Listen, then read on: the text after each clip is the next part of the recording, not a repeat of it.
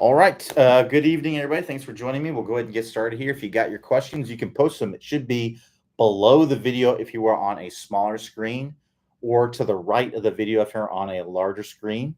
Um, just also want to mention that you can ask your questions at any time, 24/7, and it will be answered during the next live office hours. I do recommend that you are present live to see the answer to your question, just in case you have a follow up question or if I have a follow up question for you. But if you happen to not be able to make the live office hours, no worries. You can still see the answer to your question by accessing the office hours archive. So after the office hours is complete today, it will be added into the archive.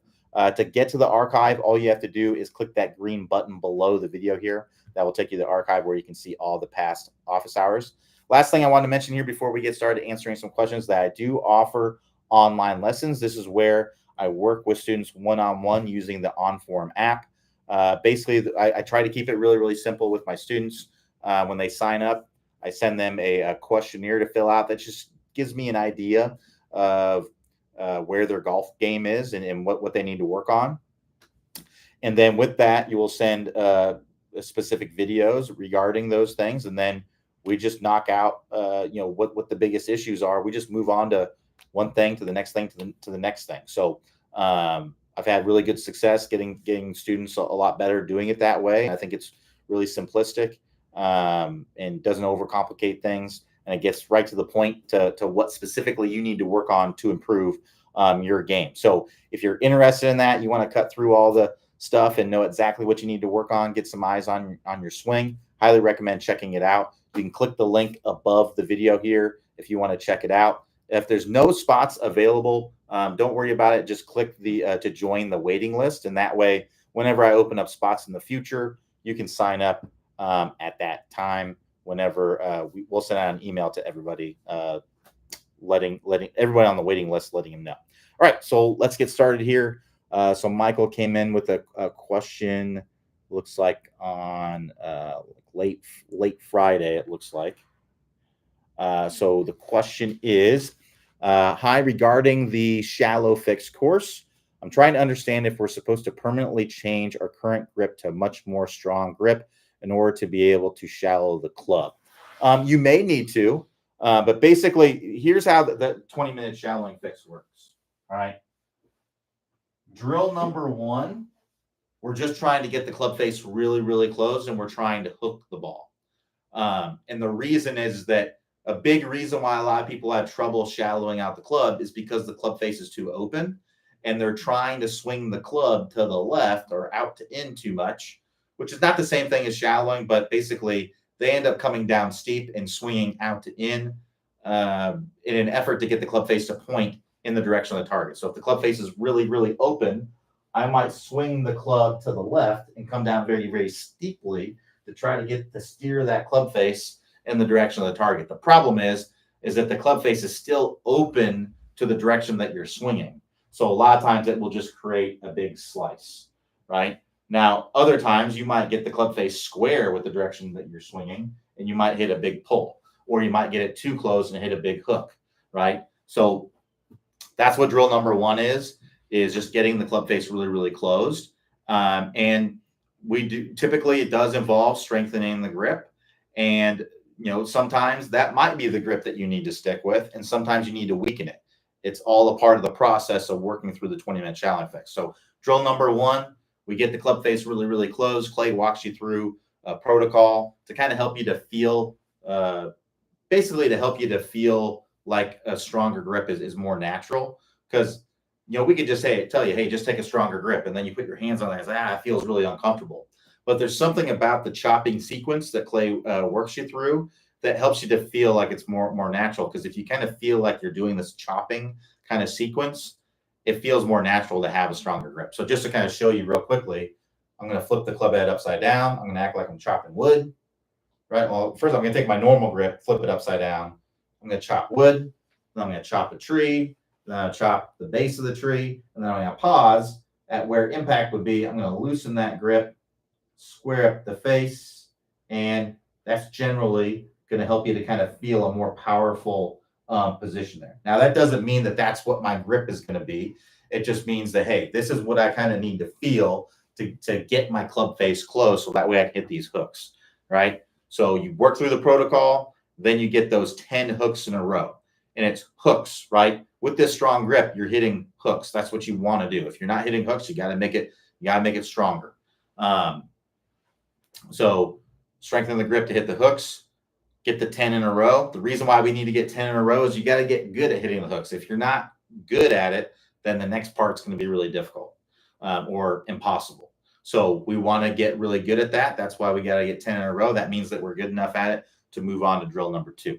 Drill number 2, now that we got that club face closed, now we actually have incentive to shallow out the club, right? We actually have incentive to do that because, and we have incentive to swing out to the right. Because before, if my club face was open and then if I were to kind of swing way out to the right, well, what's going to happen? My ball's going to start to the right and it's going to slice more to the right. You have no incentive to do that. When your face is really open, you have incentive to come down steep and over the top, and that will help you to get the ball to go more in the direction of the target. But if we have the face open and we just go straight to shallowing out the club, well, you're just going to hit the ball right and right. It's going to be very, very difficult for you to learn how to get the club to work down on the proper plane. So that's why we go through drill number 1. Drill number 2 is going to be all about, now that we have the incentive to swing to the right, it's going to be a lot easier to do drill number 2. Now we just got to get this ball to start to the right and curve to the left. And in order to do that, we really need to kind of over shallow out the club, overly swing from the inside. We use tools like an impact bag. You can use the blue brick. You can use all kinds of things. Typically, I do recommend that golfers use some sort of barrier to give them feedback to force that club to work from the inside. The blue brick, the impact bag that Clay uses in the 20-minute shallowing fix are all great. Now, once we've got those 10 in a row that start to the right, curve to the left, now we know that we're in a good spot. And keep in mind, these shots that you hit in drill number 1, drill number 2, they're not going to be beautiful golf shots, right? Some of them may feel really good. If you're used to someone who has the face open, you're kind of grazing, hitting the ball with a glancing blow. Then you go from that to shutting down the face and you're getting the face closed and you're hitting it solidly. Like, it's going to feel good, but the shots may not actually be good. Hooks aren't really what we're going for. It's just what you need to learn how to do to get things done, right? The best way to fix something is to overdo the opposite and then tone it down. And that's basically what the 20-minute shallowing fix is. That's the best and fastest way to change something. Drill number 3, that's when you tone things down. So that might be where you don't have as strong of a grip. Probably stronger than it was before, but not as strong as it was in drill number 1 and drill number 2. Drill number 3 is where you dial things in to hit it straight. So I don't know if you've made it to drill number 3 yet, but that's where that's going to happen. So Michael, I don't know where you're at in the drills, but I would make sure you get drill number 1, get those 10 hooks in a row. Doesn't matter where it goes. It only matters that it's hooking. As long as it's hooking and you get 10 in a row hooking, you're good to go with drill number 2. Drill number 2, same as drill number 1, but now we got to get that ball to start to the right. In order to do that, we have to swing to the right. And it's going to be a lot easier because you've completed drill number 1. Now we're going to get the ball to start to the right and hook to the left, assuming you're a right-handed golfer. Once we get that, then we go to drill number 3, where we dial it in and we want it to go pretty straight. If you want to hit a little baby draw, you're just toning it down to a baby draw. If you want to hit a little baby fade, you're toning it down to a fade. If you want to hit it dead straight, you're just toning it down to dead straight. So that might mean not swinging as much out to the right. That's going to mean not having as strong of a grip or whatever it might be. Now, you might find that when you were getting the start the ball to the right and curve to the left, it was just barely starting to the right and barely curving to the left. And you just need to keep working on that because that's relatively straight. And that means you are adopting a really strong grip and things like that. The other thing to consider here, I'm hesitant always to kind of tell golfers like, hey, use a weaker grip or things like that, because what a lot of golfers' idea of what a stronger grip is usually not very strong, especially if they've had a very weak grip before. So that's why I say less strong, less, things like that, because what I consider a strong grip might not be a strong grip to you and vice versa. So that's why I don't typically do that. A strong grip to me, basically you have your lead hand. This would be pretty strong, right? A neutral grip is going to be kind of more like that, where, if you think about like the top of the grip, that's 12 o'clock. This side of the grip is like 3 o'clock. If you have your thumb kind of going down 12 o'clock, that's a weak grip. And that's what a lot of people have. That's typically what I see, right? A neutral grip is going to be like 1:30 on the clock, right? And then a strong grip is going to be like, more than 1:30 to 3, basically 2 to 3 o'clock. That's going to be a strong grip. So that's typically what I would consider that. I've worked with golfers, especially those who come to a clinic. They say, yeah, I started using this strong grip, and then they show me the grip. It's like, it's weak to neutral. It's maybe stronger than what they had before, but it's more like weak to neutral, right? And they're still hitting slices and things like that. It's like, well, this is really what a strong grip is. And then I put like, whoa, that's a strong grip. I didn't realize that was a strong grip. So stronger doesn't necessarily mean a strong grip, if you're coming from a weak grip. So that's the way I would kind of look at it. But as you work through to drill number 3, that's when you're going to tone things down to get more of the ball flight that you're looking for. All right. Another follow-up question here. It looks like, and also in the video, Clay refers to alternatives to get the club head square, either bow the wrist or re-grip it with a stronger grip. But the first alternative, it never really explained, or perhaps I've missed it.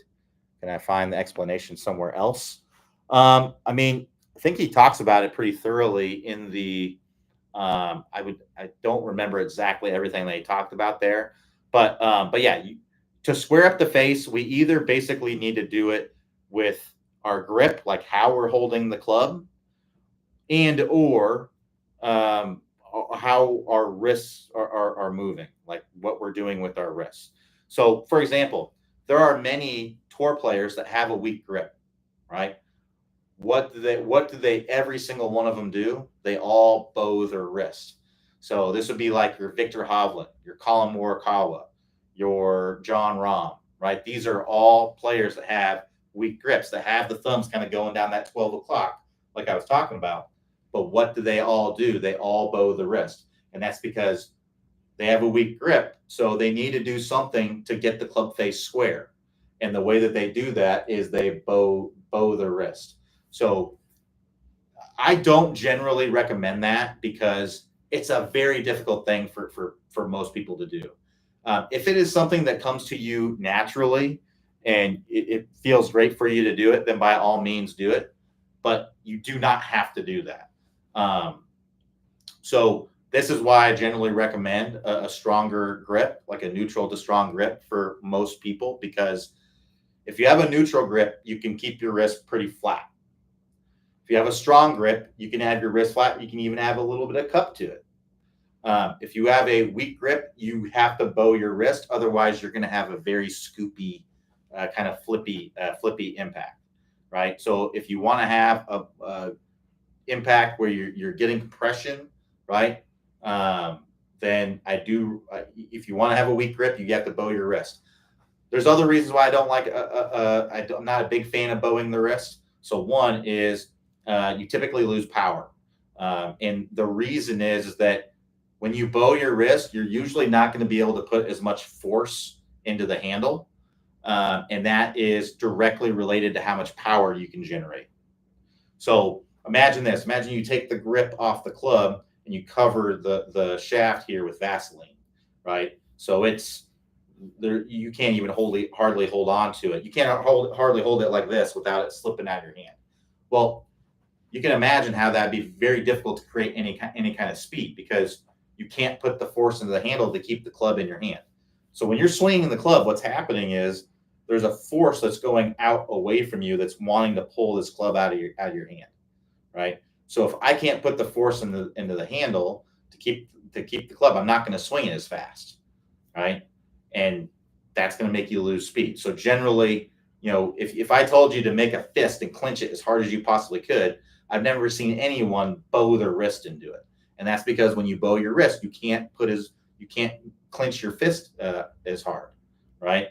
Most people, when they clench their fist, they do as hard as they can. They have a very neutral, pretty flat wrist position. And that's going to go together with a neutral to strong grip, which is why I generally, recommend those things. So that's why I recommend that. Now, everybody's a little bit different. If you find bowing your wrist it works for you, then by all means do it and have a weaker grip. But you don't need to do that. You can have a strong to neutral grip and then have a flat to, if you have a strong enough grip, you can even have slightly cupped.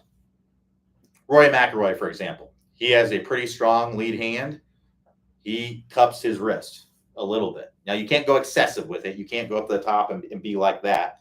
There's no grip that's going to really work great with that. But Rory, if you look at Rory's swing, he's got a little, it kind of looks like this. He's got a little bit of cup in that wrist, and he has a pretty strong lead hand grip that allows him to do that. So yeah, that's basically what it comes down to. You got to play around with your grip and wrist angles. So just kind of break it down. Weak grip goes with bowed. You have to have bowed wrist angles for that to work at a high level. Examples are going to be, and you can go check these videos out. There's videos of all these players on YouTube. So Victor Hovland, John Rahm, Colin Morikawa, those are kind of the main ones. Dustin Johnson's a little unique because he has, I would say, a fairly neutral grip, and he bows his wrist a lot. But what he does is he undoes that bowing as he's coming down, and he also has a lot more shaft lean than most golfers have. And with that, the reason why you need to bow the wrist with a weaker grip is because if you don't, then your impact's going to look like this. So if I have a weak grip and then I have my hands forward and I keep the wrist angles, my face is going to be open. So I have to bow the wrist to square it up. Otherwise, the face will be open. Or I'm going to scoop it. It's one or the other, right? It's either I maintain the wrist angles with the weak grip and I have scoopy impact, or I have a weak grip and I have a strong wrist angles and I have a nice position here at impact with shaft lean, or I could just have a stronger grip and then just have more of a flat wrist. So weak grip goes with strong wrist angles. So bowed lead wrist. A neutral grip is going to be more like flat wrist angles. So this is going to be like Tiger Woods, Adam Scott. These are guys that have neutral grips but have a fairly flat top of the swing position. There's a lot of golfers that are in this position. Then you can look at somebody who has like a strong grip, and then they might actually have a little bit of cupping in their wrist. So with Rory's a little bit unique in the sense that he has a strong lead hand, but his trail hand is pretty weak. So his lead hand is going to be a little bit cupped at the top because he's got a pretty strong grip. Matt Fitzpatrick, strong grip, has a little bit of cupping in the wrist.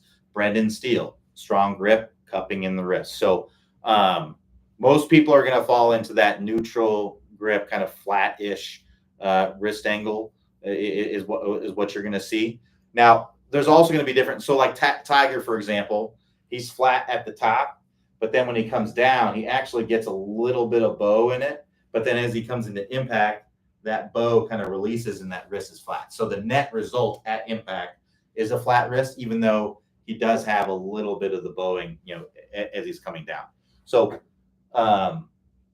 here's really what you want to pay attention to is where's the ball going, and then what works best for me to square up the face. Typically, it is so much easier to adjust your grip to change the face than it is to adjust your wrist angles and stuff like that. Typically, what I like to see golfers do is I like to see golfers do the wrist angles that they do naturally if they can do those wrist angles and get good impact. So an example would be someone who is excessively cupping their wrist. That's just not going to work. That's not going to work very well. Now, if you're excessively cupping it and then you're undoing it as you're coming down, that's one thing. But if you're someone who's cupping the wrist and then you're starting it's staying cupped, that face is just going to stay open. It's just not going to work. So I generally like to see golfers, if you have a flat wrist at the top, you're probably going to be better with a neutral to slightly stronger than neutral grip, right? If you naturally bow your wrist at the top, you're probably going to be better with a weaker grip. If you're someone who has a little bit of cup in the wrist at the top, then you're probably going to want a stronger grip, right? So that's generally what I recommend doing.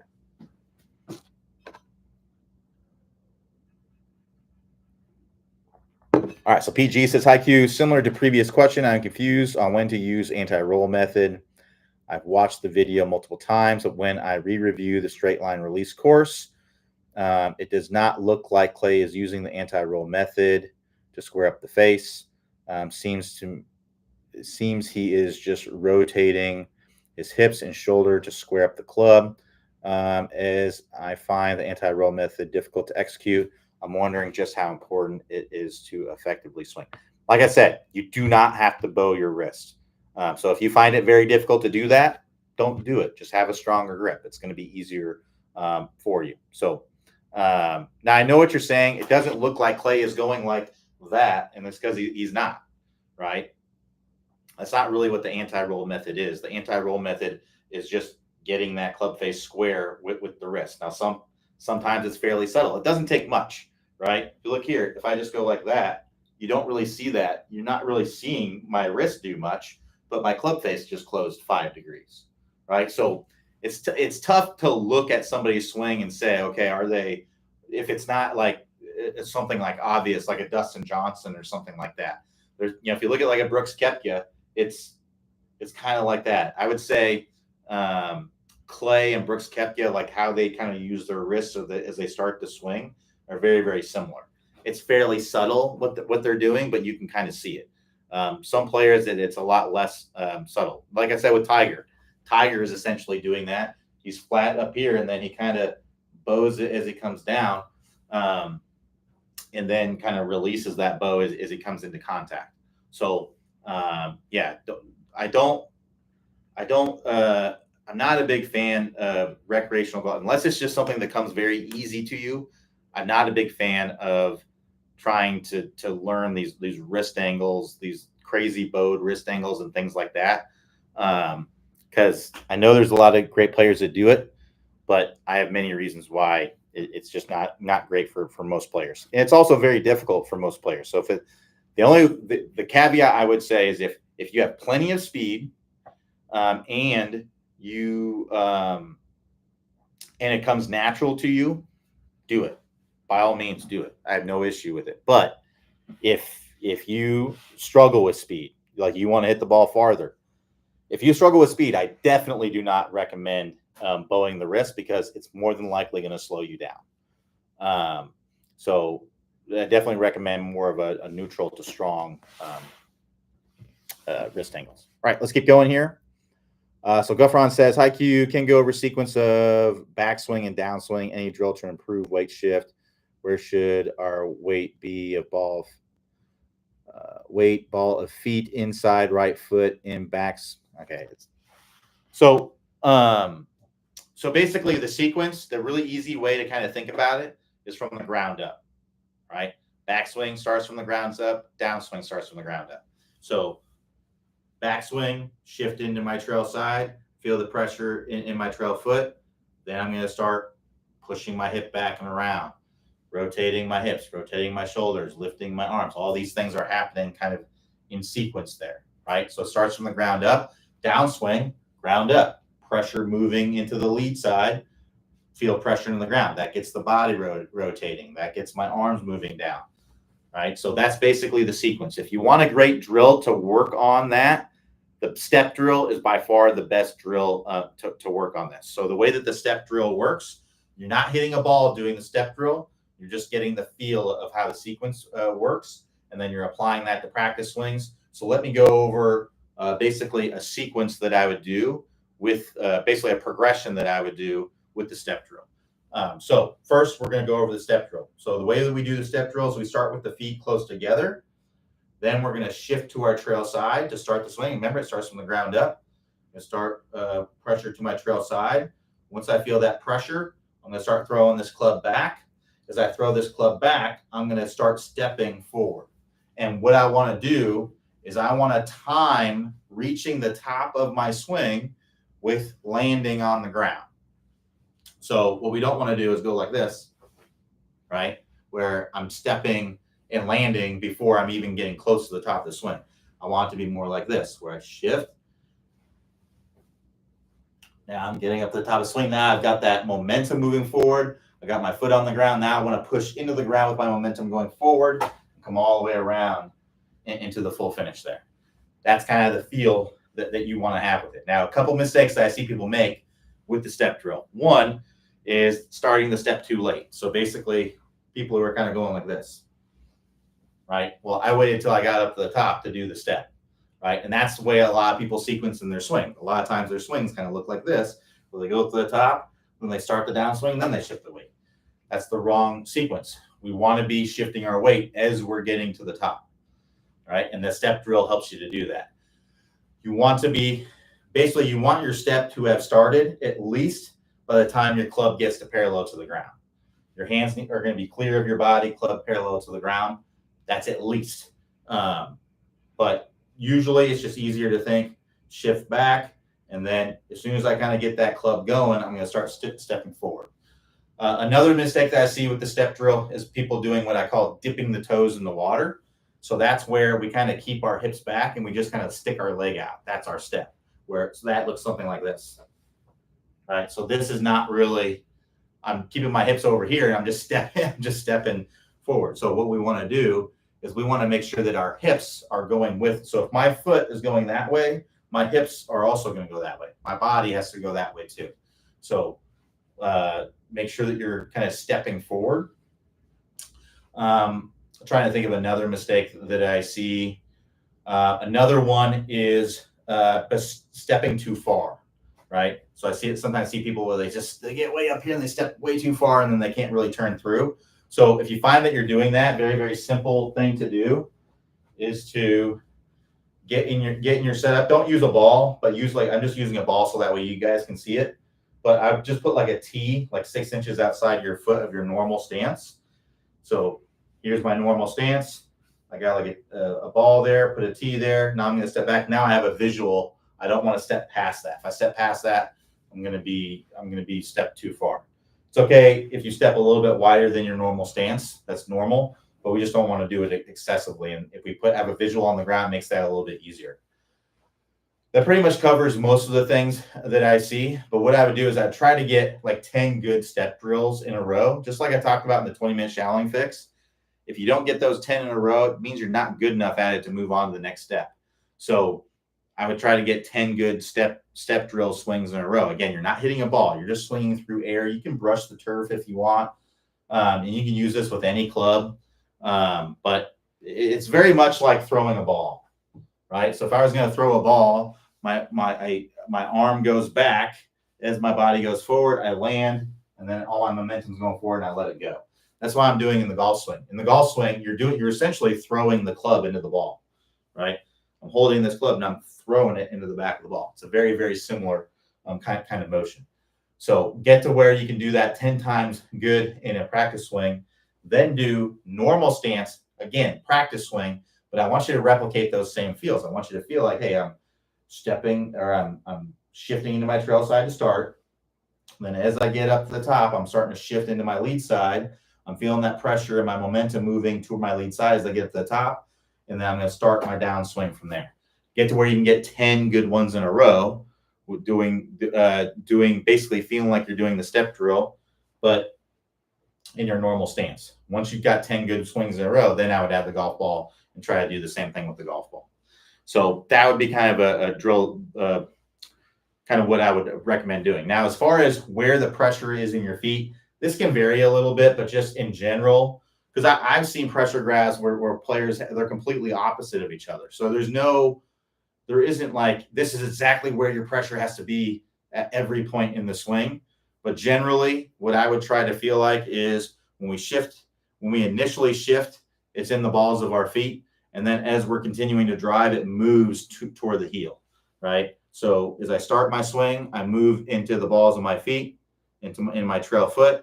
And then as I continue, I'm driving up through the heel. So my pressure is moving more toward the heel.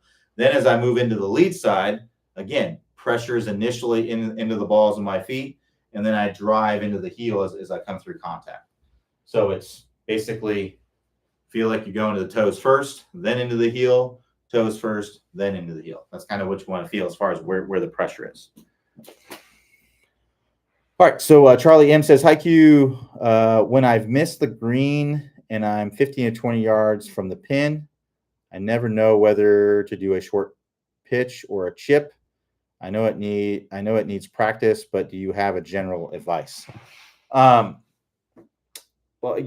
yeah, I mean that is kind of the advice, is to just kind of practice, put some balls down, go practice 15 to 20 yards out, and see, because there's a lot of things that can go into it. So one, what are your strengths, right?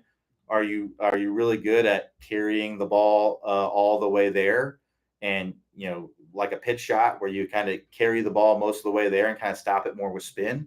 Or are you better with kind of like getting the ball on the ground and going toward the hole, right? It really depends on your ability level. If you're a high level player and you're really good with a wedge, that might be what you maybe go more toward a pitch. In that situation, I'm doing more of a pitch, unless I just have a ton of green to work with. Because again, not all 15, 20-yard shots are the same. So it's not about the distance you are away determining the shot that you're hitting. It's just the shot itself. What are you good at? What are you trying to do? What is the actual setup? How much green do you have to work with? Is it uphill? Is it downhill? Are the greens soft? Are they firm? All kinds of things, right? So there's all kinds of things to consider.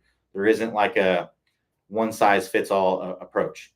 So that's kind of the way I would look at it. But yeah, I would go practice different situations. Find, hit a shot where you don't have hardly any green to work with, right? And hit some where you kind of get the ball on the ground and it kind of lands short and kind of rolls up there. See how you do with that, and then hit some where you carry it most of the way, and you kind of try to stop it more with spin and see what you do better with, right? That's really what I would recommend doing. You definitely need to practice, but it's more experiment, right? Experiment, find what works best for you. Me personally, a shot like that, I'm probably pitching, using a wedge and carrying it, trying to carry it most of the way to the hole, get it on the green. There's several reasons for that. So one, I'm going to have more control of it, because bounces on that aren't on the green are going to be less predictable than bounces on the green. Typically, bounces on the, obviously, unless the greens are like aerified or something like that.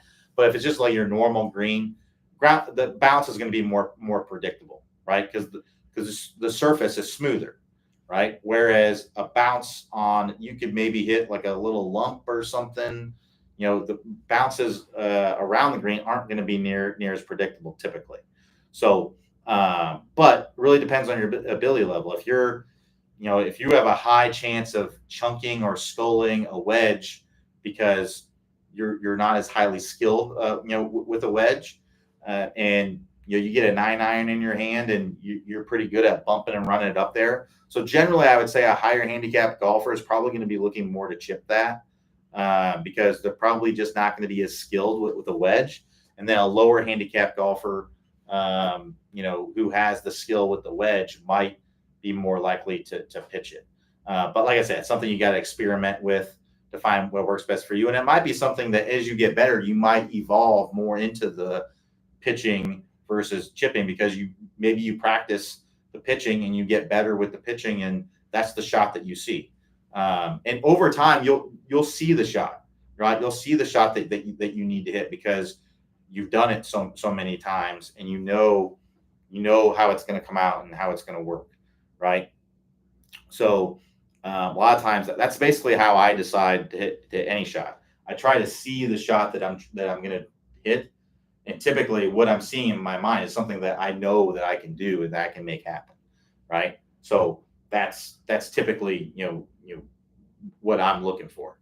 But that takes some practice and some experimentation to know what you can do and what you can't do, and things like that. A lot of it depends on the lie as well.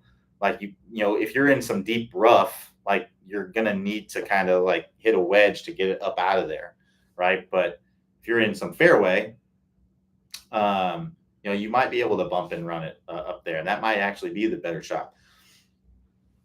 So you have to kind of find what works best for you. So I'd recommend kind of experimenting a little bit and finding that for you. All right, let's keep going here. We got any more new questions?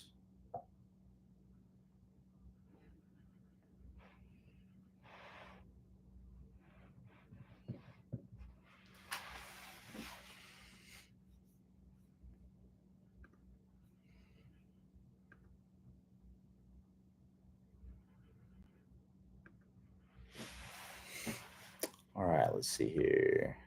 See if we can find some questions to talk about.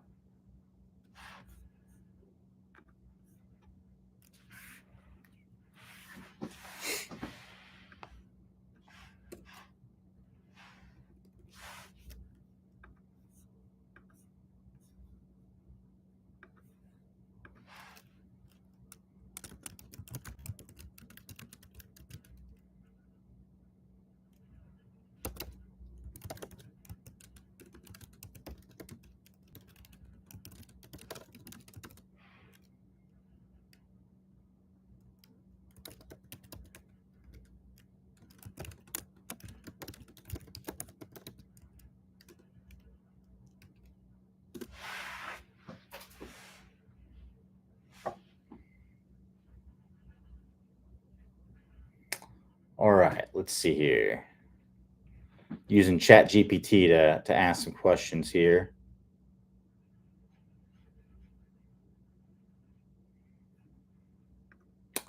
So here's a question. It says, should I prioritize distance or accuracy off the tee? How do I find the right balance? So it depends. You have to be accurate to a certain extent, right? So what we don't want to do is neglect working on gaining some club head speed, and oftentimes working on the accuracy improves distance, because if your accuracy is poor because of poor strikes on the face, then working on hitting it in the sweet spot more consistently is not only going to add distance, but it's also going to allow for accuracy, right? It's gonna improve accuracy. So I would generally say it's accuracy first, but we don't want to take that too far, right? We don't, we want to keep in mind, that fairways and regulation. If we're using that, some people are like, oh, I'm only hitting 70% of my fairways. Well, that's really good. I think that the PGA Tour leader is usually less than that. It's usually like upper 60s. And also typically those who lead the PGA Tour in fairways and regulation, most of them you've never heard of them, and they're not getting their tour card next year. And that is because fairways and regulation is it's a very overrated stat. And it's not really a good representation of good driving, because think about it this way. You can top a drive and maybe it only goes 70 yards, but it's in the fairway. And that would be marked in the books as a fairway in regulation, but it was not a good drive, and you're not really in a good spot. Or you could bomb a drive down there and it just goes into maybe some light rough, but you have a clear shot at the hole. Well, that's an excellent drive. So I don't really like to track fairways in regulation. I like to track what I would call like good drives, which would be any drive that puts you in a great position or a good position, to a reasonable position to be able to hit the green on your next shot. Now, let's say you're on a 350 yard par four, right? Let's say you normally hit the ball 300 yards, and you pop up your drive and it only goes 180 yards. Well, but maybe you're in the rough, but you're in play. You have a reasonable shot at the green. Well, I wouldn't consider that a good drive, because I popped it up, right? And I should have 50 yards of the green, not 150 plus, right? Even though 150 plus, that's a very reasonable. If this was a 450 yard hole, I'd be very happy with that. But in this situation, you would mark it as a bad drive. So a drive that has reasonable distance and you have a reasonable shot at the hole. Now that can be a little bit wishy-washy, I know, but I always feel like when I've recorded these things, I don't really see any borderline ones. It's either it's within reason or or it's not, right? So that's what I would kind of be looking at, and you can also work on both, right? They're both things that need to be worked on. You can prioritize one of them, but if you find that when you're getting after it, you're trying to swing with a lot of effort, and you're with a lot of club head speed, and you're missing it all over the place, you might want to work on some accuracy. But if you're putting yourself in a good position on a lot of holes, you may want to be like, hey, I want to get in a better position. I want to get down there a little bit farther. So I also like to kind of think about Tiger's dad. He had a great thing that he told him. He told Tiger that you can swing as hard as you want, as fast as you want, as long as you're hitting the ball in the middle of the face. So I would kind of look at it that way. If you're swinging super hard, you're prioritizing speed and trying to hit the ball as far as you can, but you're rarely hitting the ball in the middle of the face, that's probably what you need to prioritize, right? So again, this kind of goes into the level of golfers. If you're a 20 plus handicap, you probably want to prioritize accuracy because that's probably going to be a bigger issue is the accuracy part. So making that better and then working on speed might be what you want to do. And if you're a higher level player, right? Let's say you're a 5 handicap and your drives, your drives are 225 to 250. Well, you may want to prioritize distance, right? Because obviously you're accurate enough that you're a 5 handicap, but man, if you just got another 25 yards, if your drives went from 225 to 250, kind of in that range at 250 to 275, and that'd be like gaining 10 miles per hour club head speed. Well, now that makes a big difference, right? Now you're really going to be able to take your game to the next level. So I don't really have it really just kind of depends on the player, right? So I would kind of evaluate, and usually it's somewhat, if you kind of record your stats and you during play, your good drives, you record those. And let's say, and when I say a good drive, it's a good drive for the distance that you're hitting at that time. Now, obviously you may want to hit it farther, but the distance that you are capable of hitting at that time. If you're getting a lot of good drives, like most of your drives are good, that might be where you want to prioritize distance. But if you're hitting the ball a good distance, right, you're getting that good distance, but you're not putting yourself in good positions, right, you may want to prioritize accuracy.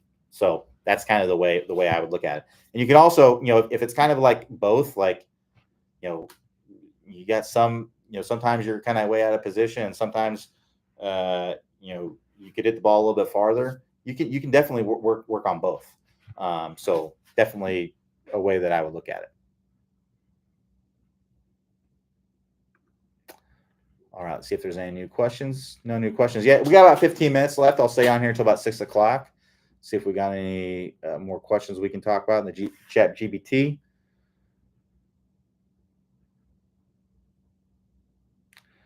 All right, so here's a good question. It says, is it better to aim for the flag or the center of the green most of the time? It is better to go for the center of the green most of the time. Again, I would look at this as handicap level. If you're a high handicap level, I would say you are going for the middle of the green almost all the time. If you're within 30 yards, if you're like a 30 handicap, you're going for the middle of the green. In fact, I would say you're going for the back of the green, the back middle of the green. Because if you're a higher handicap player, you're going to be mishitting the ball a fair amount. And a lot of times, we're basing the shot that we're about to hit on the best shot we've ever hit.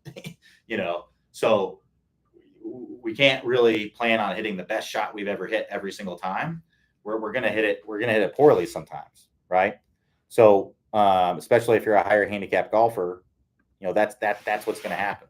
So if you're a higher handicap golfer, I actually tend to tell you, hey, aim for the back of the green, because most of the time your misses are going to be short, right? Short right or left, but definitely short, because when you're a high handicap golfer, you're mishitting the ball, which means you're typically going to be mishitting the ball a good amount, and that means that you're not going to be hitting the ball as far as what you're intending usually. So aiming for kind of like the back portion of the green, knowing what the back is, and then just taking a little bit off of that, that's typically going to put you in a good spot. So now, if you're a low handicap golfer, right, you might find that you can maybe go at flags a little bit more, 100 yards and in, and then because that's basically what I do. I go flag hunting 100 yards and in, unless the flag is just in a place that's just not accessible, too risky. But most of the time, it's fine. 100 yards and in, I pretty much go for it at my level. For 100 to 100, if I have a wedge in my hand, which is going to be basically 100 to 140, right? I won't go at the middle necessarily, but I'm not going to necessarily go at the pin. So I might kind of go in between.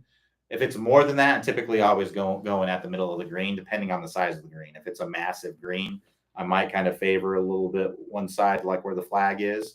But most people need to be going for the middle of the green most of the time. And tell you, I'm going for the middle of the green most of the time, because I usually have more than a wedge out. I don't always have a wedge in, but typically if I have a wedge in, I'm going to be a little bit more aggressive and go at the pins if I can. But usually I'm going for the middle of the green. Most people probably need to go for the middle of the green more often, because hitting the green in general, you're gonna shoot lower scores. There's a very high correlation. I talked about fairways in regulation earlier, and how that's not really a good representation. If you look at the PGA Tour and like who's hitting the most fairways, it's typically not the best golfers, right? That are in the tour. But then you look at greens and regulation, there's a very high correlation to handicap in greens and regulation. So if we can aim for the middle of the green more, you're going to have more birdie putts. If you have more birdie putts, that's kind of the main thing that you're going to see the biggest difference between like good golfers and poor golfers is really just big number avoidance.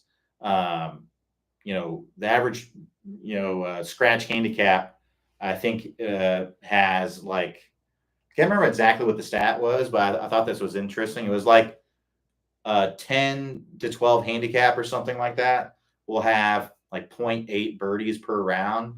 And then like a scratch golfer has like 1.2 birdies per round.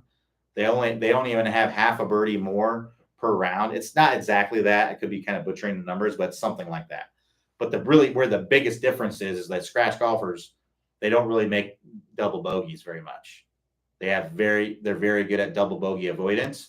But then when you get up to like the 10, 12 handicap, they tend to not be as good at avoiding those. And the big numbers are really where it comes from. That might be from being a little bit too aggressive sometimes on those, on the approach shots, and putting yourself in trouble instead of aiming for the middle of the green. Tell you what, I wish I knew this stuff, when I was younger, because I'm definitely not as skilled as I used to be. I don't practice near as much as I used to. Used to be a lot more highly skilled, but I played a lot more recklessly than I do now. And because I play much more conservative on my approach shots now than I used to. I mean, I used to go at every single pin. I just looked at what's the yardage to the pin. I was just going after it every single time. It didn't matter. It didn't matter any of that. And now I'm looking at, okay, where is it to the middle? Where's the flag? I'm looking at all these things, and just because I changed the way I'm going after it a little bit, I've gained strokes, even though my ability level isn't as good as it was before. So something to think about there. All right. So again, no new question. Let me refresh this just to make sure there's no new ones coming in. All right. So let's keep going down the list here.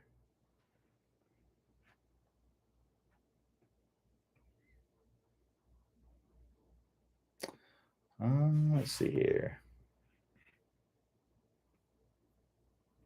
All right, so here's one. What are some key signs that my swing path is off when hitting irons? Um, your ball flight is going to be a key sign. Um, if you're not hitting it straight, that's basically that's your sign right there. If you're pulling shots, right? If you're pulling a shot, so by the way, my definition of a pull for a right-handed golfer is going to be a ball that starts left and just goes straight left. Doesn't really have any curvature to it. Sometimes I say this because I have a lot of students tell me they're pulling shots and then they send videos and it's a hook. They're just saying that any shot that's kind of going to the left is a pull. So a pull, it's a key distinction because they're caused by two completely different things, right? So if you're hitting a straight ball that is not going in the direction of your target, and you're hitting it solidly, right, and it's not an alignment thing, so let's say you go to the driving range, you've got your feet lined up here with a target, right? And let's say that you pull a shot, right? Ball starts left, goes straight left, very low curvature, and you hit it solidly. That right there, your club path is too much out to in, and that is a problem. If you hit it to the right, it's too much in and out. Now, too much in and out if you hit it to the right as a right-handed golfer. Now, if the ball is curving too much, you could have a swing path issue, but you definitely have a face two path issue, right? So now, if your ball is curving a lot and it's going onto the target and you're aligned with the target, then yes, your club path is off. But if the ball is curving a lot and it's curving offline, so let's say that your ball starts straight and it hooks to the left, well, your club path could be perfect and your club face could just be too close to the path. So you will know for sure if you have a club path problem if you're hitting it straight, but you're just hitting it straight in the wrong direction, and your alignment is good and your strike is good. Then you know it's a club path issue. If the ball is curving a lot, you don't necessarily know if it's a club path issue, but it's definitely a face issue, and you got to get the face in line with the path. Now, if the ball is curving a lot and it's curving right onto your target, and again, your feet are lined up with the target, and you're hitting it solidly, then yes, your club path is likely too much into out or out to in, and that's why you are curving a lot. Because let's say that is that situation. Let's say I'm swinging just to make the numbers easy here. Let's say I'm swinging 10 degrees into out, and then my face is 5 degrees open. Well, that's going to produce, and let's say I hit it in the middle of the face, and there's no outside wind or anything acting on it. That's going to produce a ball flight that starts about 5 degrees to the right and then draws back to left. That's a pretty heavy draw, right?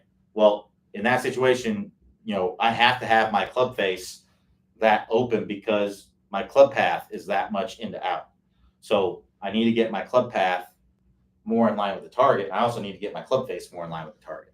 So basically, the only way to really know for sure is if you're hitting kind of straight shots, but they're just not in the direction of the target, then you know your club path is in the wrong spot. If the ball is curving a lot and going in the wrong direction, then it could be your path, but it's also the face. So you want to get your face lined up. All right. So again, we'll got a few minutes left here.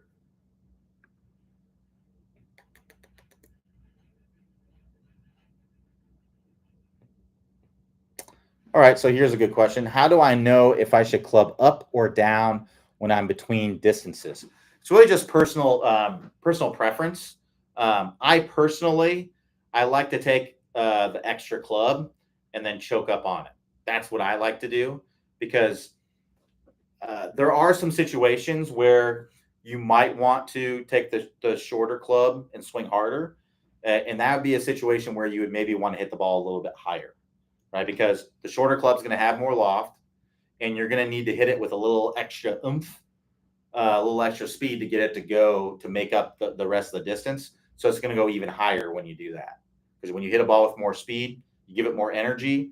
All things equal, if you give a ball more energy, it's going to go higher because the energy is going to make the ball keep going higher and higher and higher, right? So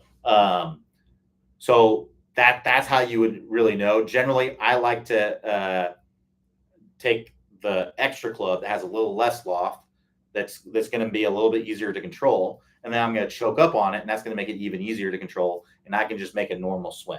That's what I like to do. You can also, and this is personal preference, I like to have a very similar full swing feeling. I don't like to have a full swing feeling where I'm going to hit an easy shot. I want all my swings to mostly feel the same. My stock iron swings. So I don't want to have because I hear some people say, oh, to take a little bit off, I just swing easier.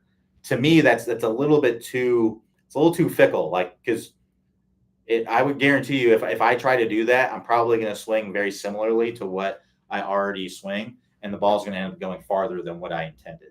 So I would much rather just take a little bit off by choking up on it. Choking up on it's going to take a little bit off because it's going to reduce the amount of club head speed that you're hitting the ball with. And when you do that, that's going to be, less distance.